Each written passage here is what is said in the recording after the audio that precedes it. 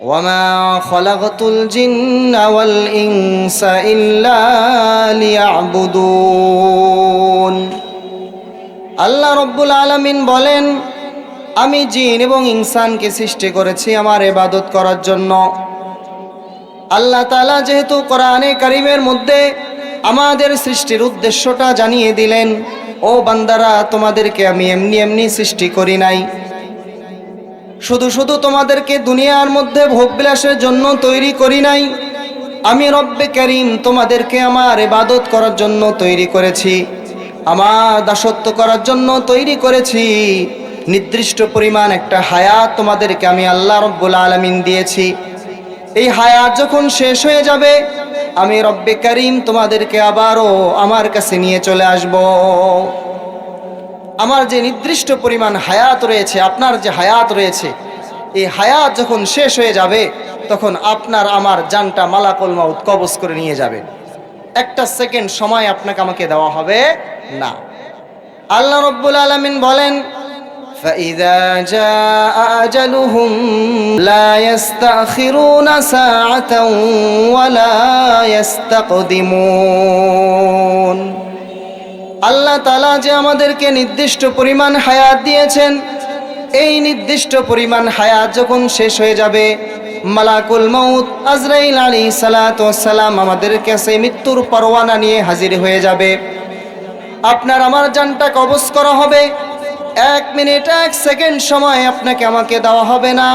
যে নির্ধারিত সময় আপনার আমার জন্য বরাদ্দ ছিল, ওই নির্ধারিত সময় যখন আপনার আমার শেষ হয়ে যাবে, আল্লাহ তাআলা মালাকুল মউতের মাধ্যমে আপনার আমার জান কবজ করে নিয়ে যাবেন।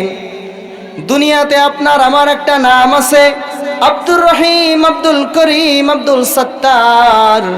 কিন্তু যেই দিন মালাকুল মউত আপনার আমার জানটা কবজ করে নিয়ে যাবেন, সেই দিন আপনার আমার নাম আর আব্দুর রহিম থাকবে না, আপনার আমার নাম আব্দুল করিম থাকবে না, আপনার আমার নাম হয়ে যাবে লাশ।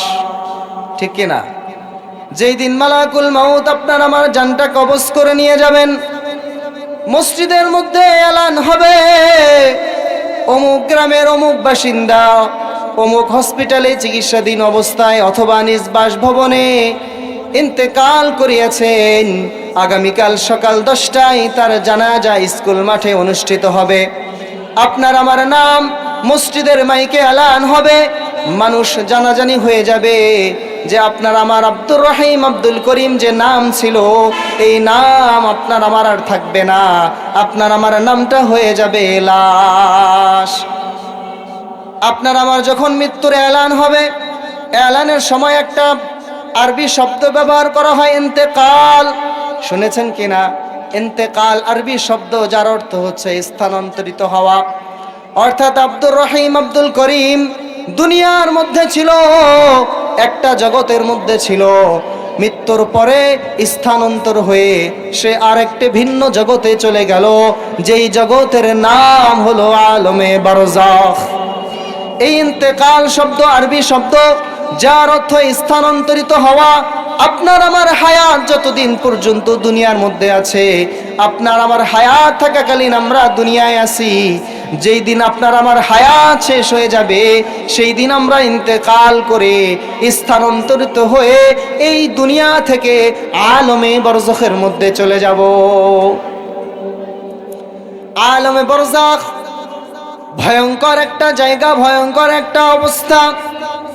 আলমে বরজাখ সম্পর্কে রাসূল করিম সাল্লাল্লাহু আলাইহি ওয়াসাল্লাম বলেন, আলমে বরজাখের মধ্যে কারো জন্য আল্লাহ রব্বুল আলামিন শান্তির জায়গা করে দিবেন, আবার কারো জন্য রব্বুল আলামিন জাহান্নামের গর্তগুলোর মধ্যে একটা গর্ত বানায় দিবেন। অর্থাৎ দুনিয়াতে যে নির্দিষ্ট পরিমাণ আপনার আমার হায়াত আল্লাহ তাআলা দিয়েছিলেন, এই হায়াত যদি আল্লাহ তাআলার বিধিনিষেধ আমরা মেনে চলতে পারি, আল্লাহ তাআলার দেওয়া ডিরেকশন যদি মেনে চলতে পারি, রাসূলের দেওয়া ডিরেকশন যদি আমরা জীবনে বাস্তবায়ন করতে পারি, তাহলে আপনার আমার জীবন হবে সার্থক, আর আপনার আমার জীবন আলমে বরজাখ হবে শান্তিময়। আলমে বরজাখ এটা আরবি, এটাকে কবর জগৎ বলা চলে। যে কবর জগৎ এমন এক ভয়ঙ্কর জগৎ, যে কবর জগতে আপনার আমার সাথী সঙ্গী বন্ধু বান্ধব থেকে শুরু করে কোনো কিছুই আমার সঙ্গে যাবে না। শুধুমাত্র দুনিয়াতে যে কৃতকর্ম করেছি, দুনিয়াতে যে আমল করেছি, এই আমল আপনার আমার কবরে আমার সঙ্গে যাবে। এই জন্য রাসূল করিম সাল্লাল্লাহু আলাইহি ওয়াসাল্লাম বলেন, আল কবরু রাউযাতুম মিন রিয়াজিল জান্নাহ আও হুফরাতুম মিন হুফারিন নার। দুনিয়ার মধ্যে মানুষ পরীক্ষা দেয়, পরীক্ষার মধ্যে ছাত্র যদি পরীক্ষা প্রশ্নপত্র অনুযায়ী সব উত্তরগুলো সহিশুদ্ধভাবে দিতে পারে, সব প্রশ্নপত্রের মধ্যে উত্তরগুলো সঠিকভাবে দিতে পারে, তাহলে সে পরীক্ষার মধ্যে উত্তীর্ণ হয়ে ভালো ফলাফল আনতে পারে। ঠিক ওই রকম ভাবে রব্বুল আলামিন যে নির্দিষ্ট পরিমাণ হায়াত দিয়েছেন, এই হায়াতকে যে ব্যক্তি কাজে লাগাবে, এই হায়াতকে এই সময়কে যে ব্যক্তি আল্লাহ তাআলার বিধিনিষেধ মেনে চলবে, আল্লাহ রসুলের ডিরেকশন মোতাবেক চলবে, ইসলাম অনুযায়ী নিজের জীবনকে পরিচালনা করবে, তার কবরের জীবনটাও আল্লাহ তাআলা সুন্দর বানায় দিবেন। এই জন্য রাসূল আরবি সাল্লাল্লাহু আলাইহি ওয়াসাল্লাম বলেন, আল কবরু রাউযাতুম মিন রিয়াজিল জান্নাহ আও হুফরাতুম মিন হুফারিন নার। যদি দুনিয়াতে রব্বুল আলামিনের দেওয়া ডিরেকশন অনুযায়ী কেউ জীবন যাপন করে, আল্লাহ রসুলের জীবন আদর্শকে নিজের জীবন আদর্শ বানায়, তাহলে আল্লাহ তাআলা তার কবরটাকে রাউযাতুম মিন রিয়াজিল জান্নাহ, জান্নাতের বাগানগুলোর মধ্যে একটা বাগান বানায় দিবেন। বলেন সুবহানাল্লাহ। আমরা চাই তো আমাদের কবরটা জান্নাতের বাগান হোক, চাই কি চাই না? আল্লাহ তাআলা কবুল করেন, বলেন আমিন। আবার রাসূল করিম সাল্লাল্লাহু আলাইহি ওয়াসাল্লাম বলেন, যদি আল্লাহ রাব্বুল আলামিনের ডিরেকশন অনুযায়ী রাসূল আরবি সাল্লাল্লাহু আলাইহি ওয়াসাল্লামের জীবন আদর্শ মোতাবেক জীবনকে যদি পরিচালনা করতে না পারি, ওই জীবনকে যদি আমরা কাজে না লাগাই, হায়াতগুলোকে যদি আমরা নষ্ট করে ফেলি, তাহলে রাসূল আরবি সাল্লাল্লাহু আলাইহি ওয়াসাল্লাম বলেন, কবরটা রাউযাতুম মিন রিয়াজিল জান্নাহ হবে না, বরং হুফরাতুম মিন হুফারিন নার, জাহান্নামের গর্তগুলোর মধ্যে একটা গর্ত বানায় দিবে। হাদিসের মধ্যে পাওয়া যায়, মানুষ যখন ইন্তেকাল করবে, মানুষের আমল আর ঈমান নিয়ে যখন কবরে যাবে, আল্লাহ রাব্বুল আলামিন জান্নাতের বাগানগুলোর মধ্যে একটা বাগান বানায় দিবে। ওই মানুষটা ফেরেশতাকে জিজ্ঞাসা করবে, ও ফেরেশতা, এইটা কি জান্নাত নাকি? ফেরেশতা বলবে, না না না, কিছু সময়ের জন্য আল্লাহ রাব্বুল আলামিন তোমার আরামের ব্যবস্থা করেছেন। জান্নাত সেইটা তো এর থেকেও হাজার হাজার লক্ষ লক্ষ কোটি কোটি গুণ নিয়ামতে ভরপুর, যার ধারণা কোনো মানুষ করতে পারবে না। ওই ব্যক্তি বলবে, যদি আমার আসল ঠিকানা জান্নাতে হয়ে থাকে, চূড়ান্ত সিদ্ধান্ত যদি জান্নাত হয়ে থাকে, তাহলে আর দেরি নয়, আল্লাহ রাব্বুল আলামিনকে জানায় দাও, তাড়াতাড়ি কিয়ামত কায়েম হয়ে যাক, আর আমার আমলনামা আমাকে দেওয়া হোক, আর আমার চূড়ান্ত সিদ্ধান্ত, আমার চূড়ান্ত ঠিকানা জান্নাত আমাকে দেওয়া হোক। সুবহানাল্লাহ। ঠিক ওই রকম ভাবে যেই ব্যক্তি নিজের আমলকে সহিশুদ্ধ না করে কবরে যাবে, নিজের জীবনকে অনর্থক দুনিয়াবি কাজে লাগায়া নষ্ট করে কবরে যাবে, গুনার মধ্যে লিপ্ত হয়ে কবরে যাবে, আল্লাহ রাব্বুল আলামিন যখন তার কবরটা হুফরাতুম মিন হুফারিন নার বানায় দিবেন, জাহান্নামের গর্তগুলোর মধ্যে একটা গর্ত বানায় দিবে, ওই ব্যক্তি বলবে, এটা না জাহান্নাম নাকি? ফেরেশতা বলবে, না না না, এইটা জাহান্নাম নয়, জাহান্নাম এর চাইতো হাজার হাজার লক্ষ লক্ষ কোটি কোটি গুণ ভয়ঙ্কর, সেইটা তোমার জন্য অপেক্ষা করতেছে। ওই ব্যক্তি বলবে, আল্লাহকে জানায় দাও, আল্লাহ তাআলা যেন কিয়ামত কায়েম না করে, এই অবস্থায় আছে, এই অবস্থায় থাক, জাহান্নাম যদি এত ভয়ঙ্কর হয় আমি সহ্য করতে পারবো না। ওই ব্যক্তি বলবে, আমার কবরে জগতে ভালো আছে, কিয়ামত হওয়ার দরকার নাই, হাসর নাসেরও দরকার নাই, মিজানেরও দরকার নাই, আমার স্থান এখানেই থাক, জাহান্নামে আমি যেতে চাই না। সুতরাং পরীক্ষার হলে দুনিয়ার মধ্যে মানুষ যেরকম প্রশ্ন পড়তে লিখবে, তার রেজাল্ট ঠিক সেই রকমই আসবে। যে স্টুডেন্টটা প্রত্যেকটা প্রশ্নপত্র সুন্দরভাবে লিখবে, পরীক্ষার রেজাল্ট তার ভালো হবে। ঠিক যে লিখতে পারবে না, ব্যর্থ হবে, তার রেজাল্টটাও ঠিক ওই রকম আসবে। তো দুনিয়াটা পরীক্ষা ক্ষেত্র, আল্লাহ রাব্বুল আলামিন আপনাকে আমাকে পরীক্ষার জন্য পাঠিয়েছেন দুনিয়াতে। যদি আমি পরীক্ষার মধ্যে পাশ করতে পারি তাহলে কবর জগতে পাশ, আর যে প্রথম ঘাটি কবরে পাশ হবে, বাকি সমস্ত ঘাটি আল্লাহ তাআলার রহমতে, আল্লাহ তাআলার দয়ায় আল্লাহ তাআলা পার করে দেবেন। সুবহানাল্লাহ। আল্লাহ রাসূল সাল্লাল্লাহু আলাইহি সাল্লাম বলেন, ইন্নাল্লাহা লা ইয়ানজুরু ইলা সুওয়ারিকুম ওয়ালাকিন ইয়ানজুরু ইলা কুলুবিকুম ওয়া আ'মালিকুম। দুনিয়ার মধ্যে কে কত সুন্দর, কার বংশ কত উঁচু, কে কত বিল্ডিং এর মালিক, কে কত গাড়ির মালিক, আল্লাহ রব্বুল আলামিন এগুলো কিছুই দেখবেন না। বরং রব্বুল আলামিন দেখবেন, ইন্নাল্লাহা লা ইয়ানজুরু ইলা সুওয়ারিকুম। রাসূল কারীম সাল্লাল্লাহু আলাইহি ওয়াসাল্লাম জানায় দেয়, আল্লাহ তাআলা কারো সুরত দেখেন না, কে কত সুন্দর, কার চেহারা কত সুন্দর, কে কত কালো, কে কত টাকার মালিক, আল্লাহ রব্বুল আলামিন কোনো দিকে দেখবেন না। বরং রাসূল আরবি সাল্লাল্লাহু আলাইহি ওয়াসাল্লাম জানায় দেয়, আল্লাহ তাআলা কারো সুরত দেখবেন না, কে কত সুন্দর, বরং আল্লাহ রব্বুল আলামিন দেখবেন, ওয়ালাকিন ইয়ানজুরু ইলা কুলুবিকুম ওয়া আমালিকুম। আল্লাহ তাআলা দেখবেন বান্দার কলব, আল্লাহ তাআলা দেখবেন বান্দার অন্তর, আল্লাহ তাআলা দেখবেন বান্দার আমল। বান্দা যে দুনিয়াতে আমল করছে, এই আমলগুলো আমি রব্বে কারীমের জন্য করেছে নাকি দুনিয়ার মানুষদের লোক দেখানোর জন্য করেছে।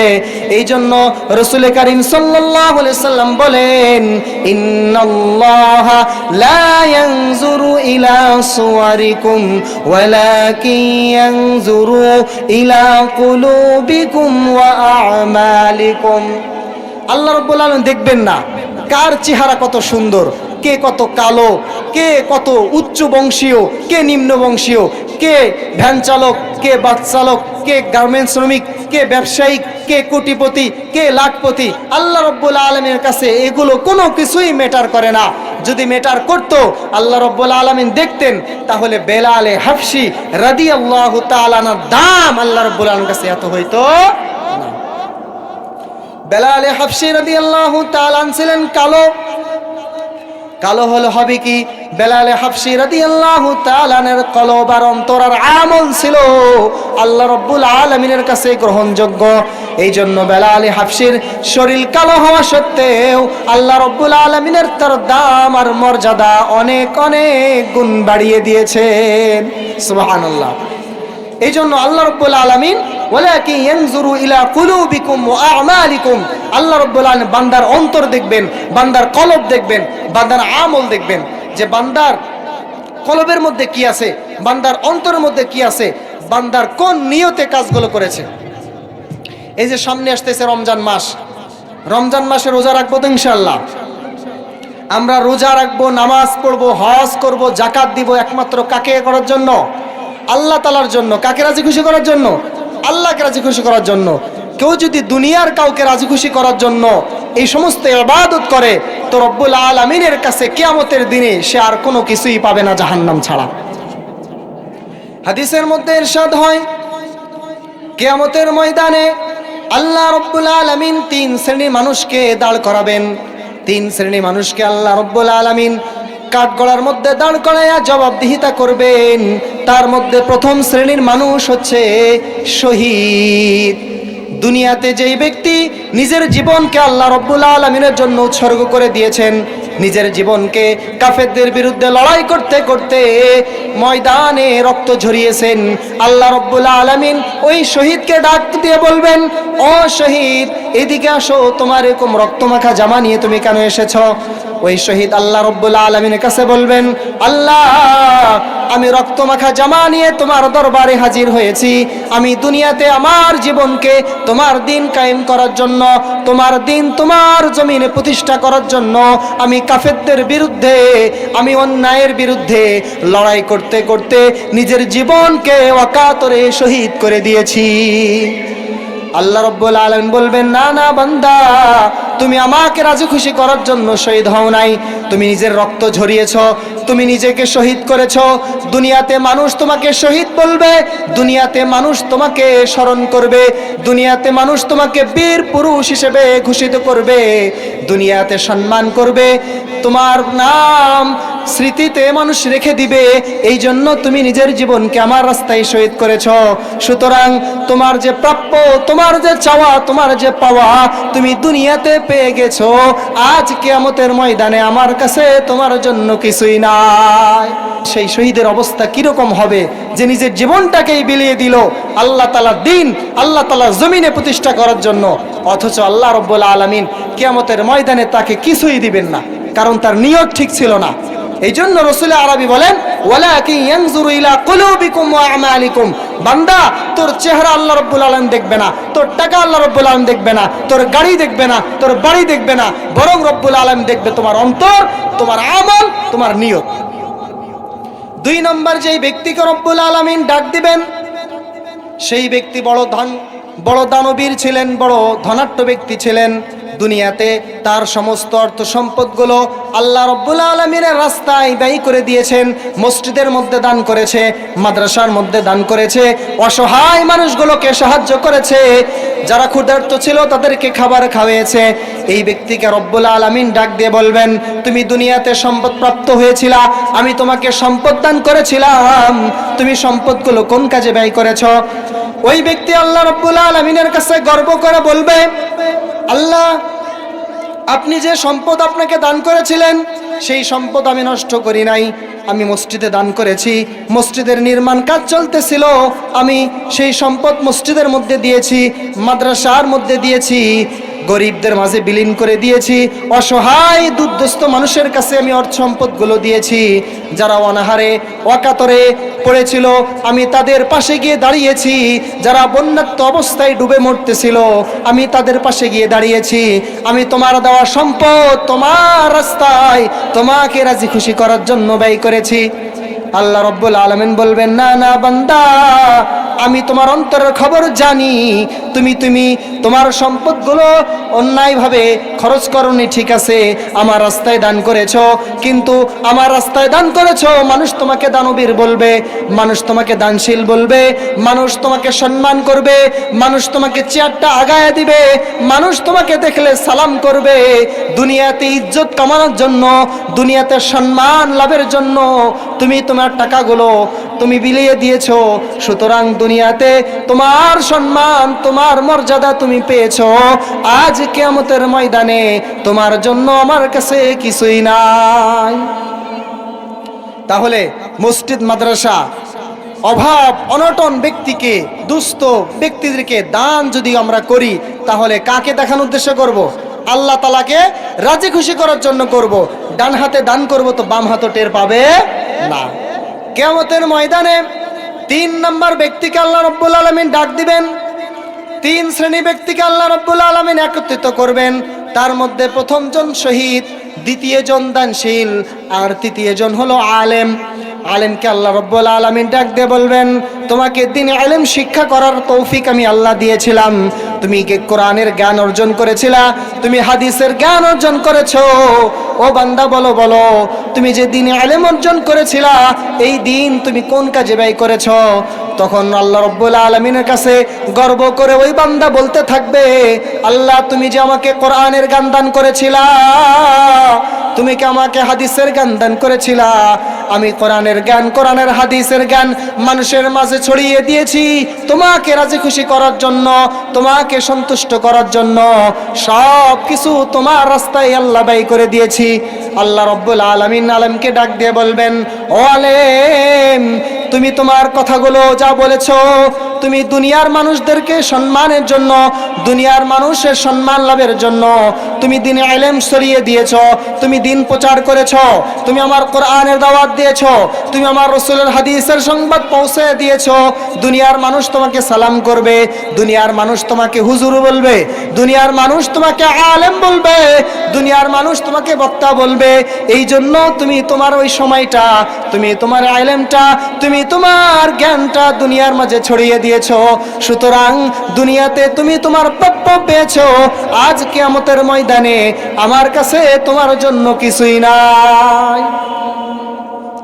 তাহলে সেই দিন কি অবস্থা হবে?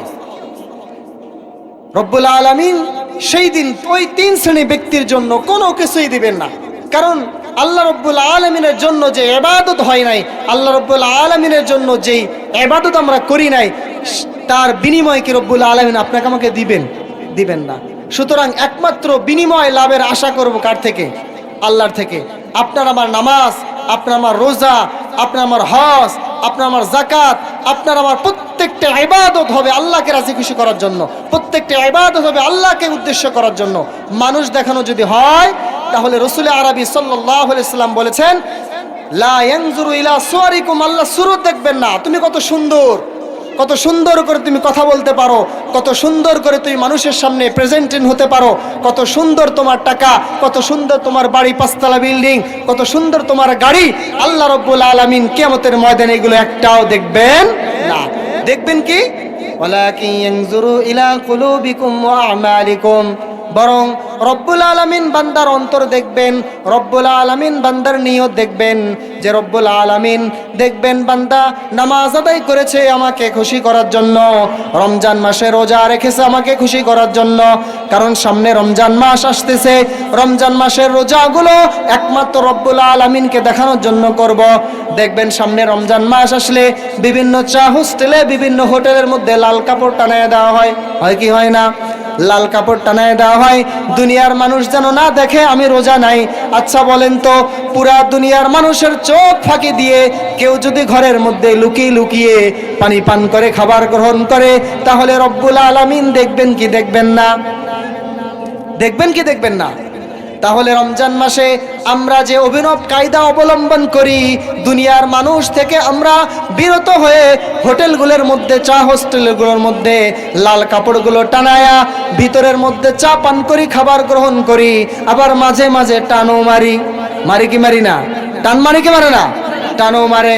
আচ্ছা বলেন তো, রমজান মাসে যদি লাল কাপড় টানায়া মানুষের চোখ ফাঁকি দিয়া হোটেলের মধ্যে গিয়ে আমরা পানি পান করি, চা খাই আর টানাটানি করি, তাহলে রব্বুল আলামিন তো একজন আছেন, তিনি আমাদেরকে দেখতেছেন। সুতরাং দুনিয়ার মানুষকে ভয় করলাম, নিজের বাবাকে ভয় করলাম, নিজের মাকে ভয় করলাম, নিজের সন্তানকে ভয় করলাম, কিন্তু যাকে ভয় করার দরকার রব্বুল আলামিন তাকে কিন্তু ভয় করলাম না। কারণ আমি যদি বাসার মধ্যে খাবার খাই, আমার মা দেখবে বলবে তুই রোজা নাই, আমার বাবা দেখবে বলবে তুই রোজা নাই, আমার স্ত্রী দেখে বলবে হায় রে হতভাগা স্বামী তুমি রোজা নাই, আমার সন্তানগুলো দেখে বলবে বাবা তুমি রোজা নাই। কিন্তু আমি ওই লাল কাপড় টানায়া হোটেলের মধ্যে গিয়ে টানাটানি করতেছি, চাপান করতেছি, আমার বাবা দেখে না, আমার মা দেখে না, আমার সন্তান দেখে না, আমার স্ত্রী দেখে না, দুনিয়ার কোনো মানুষ দেখে না। কিন্তু দুনিয়ার সমস্ত মানুষ না দেখলেও একজন দেখেন, তিনি কে?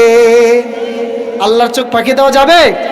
সুতরাং সামনে রমজান মাস আসতেছে, রমজান মাসের হক আদায় করে আমরা রোজা রাখবো তো ইনশাআল্লাহ। রোজা একমাত্র রাখবো আল্লাহকে রাজি খুশি করার জন্য, কারণ রোজার প্রতিদান একমাত্র আল্লাহ তাআলা আপনাকে আমাকে স্বয়ং নিজে দিবেন। কারণ রোজা একমাত্র আল্লাহকে রাজি খুশি করার জন্য করা হয়।